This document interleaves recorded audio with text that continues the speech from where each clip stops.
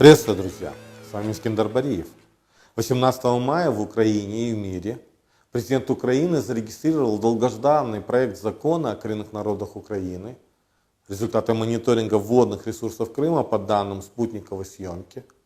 Новые приговоры. Об этом поговорим в 57-м выпуске блога Liberate Crimea. На прошлой неделе весь мир чтил память жертв геноцида 1944 года. Президент Украины Владимир Зеленский в этот день заявил, что украинская власть делает все, чтобы защитить права крымско-татарского народа в оккупированном Крыму и вернуть полуостров.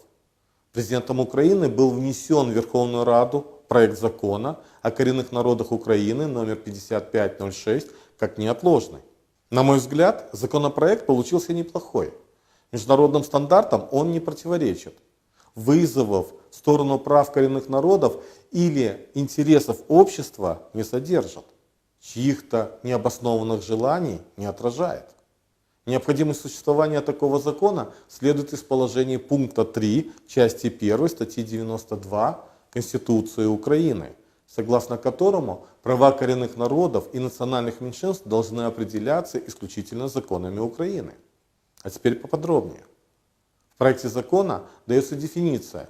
Коренной народ Украины – это автохтонное этническое сообщество, которое сформировалось на территории Украины, является носителем самобытных языка и культуры, имеет традиционные, социальные, культурные или представительные органы, осознает себя коренным народом Украины, составляет этническое меньшинство в составе ее населения и не имеет собственного государственного образования за пределами Украины. Что же, в соответствии с данным определением предполагается установить, что коренными народами Украины являются крымские татары, караимы и крымчаки. В соответствии с положениями проекта закона, коренные народы Украины и их представители имеют право на полное коллективное и индивидуальное владение всеми правами человека и основными свободами, изложенными в Уставе ООН, Всеобщей декларации прав человека, Декларации ООН о правах коренных народов и в международных договорах, обязательность которых предоставлена Верховной Радой Украины, а также предусмотренными в Конституции и законах Украины. Также в проекте закона коренным народам Украины определены гарантии правовой защиты от любых действий, направленных на лишение признаков этнической принадлежности и целостности как самобытных народов, лишение культурных ценностей, выселение или принудительное перемещение из мест компактного проживания в любой форме, принудительную ассимиляцию или принудительную интеграцию в любой форме, поощрение или разжигание расовой, этнической или религиозной ненависти, направленной против них. Среди основополагающих прав коренных народов Украины проектом закона гарантируются культурные, образовательные, языковые и информационные права, а также права на устойчивое развитие. Проектом закона также предусматривается определение правового статуса представительных органов коренных народов Украины, их ресурсного обеспечения, а также вопросы их международного представительства и представительства в Верховной Раде Украины, Верховной Раде АРК и органах местного самоуправления Автономной Республики Крым и города Севастополь. Что ж, на самом деле это важный шаг, который крымско-татарский народ добивается от украинской власти уже около 30 лет. Я считаю, что для Украины, которая находится в состоянии войны, очень важно законодательно урегулировать данный вопрос. Это важно и в имиджевом плане, и для того, чтобы дать посыл крымским татарам, что их будущее и реализация их коллективных прав может быть только в независимом, правовом, демократическом и европейском государстве под именем Украина. Это будет важным посылом для борьбы людей за Украину в условиях оккупации. Как я уже говорил, весь мир чтил память жертв депортации. Тысячи активистов провели акции во многих городах и странах.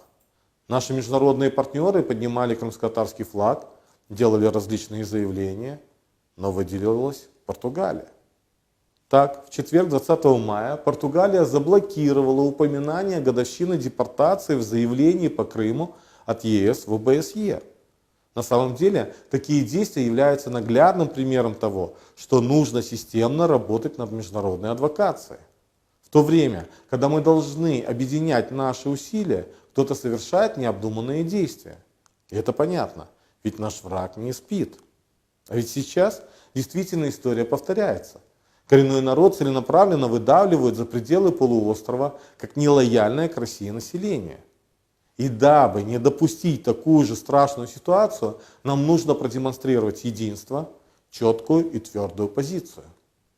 В четверг, 20 мая, эксперты Крымско-Татарского ресурсного центра представили результаты мониторинга водных ресурсов Крыма по данным спутниковой съемки за последнее полугодие.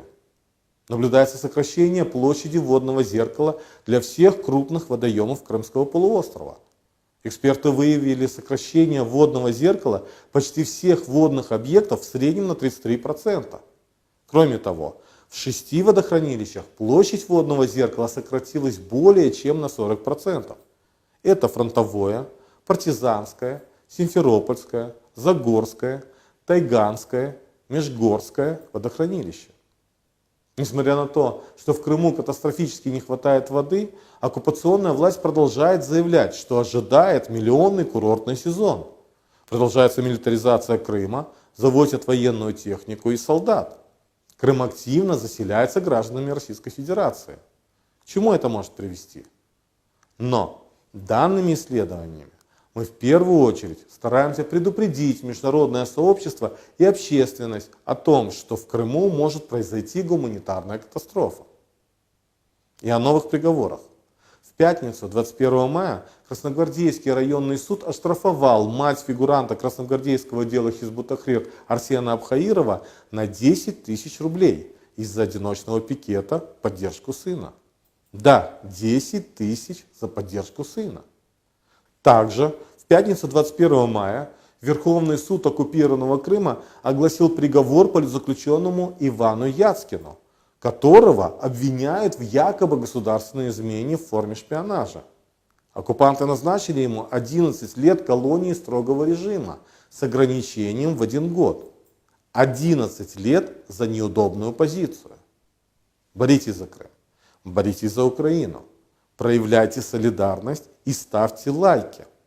Желаю мирного неба над головой. До новых встреч.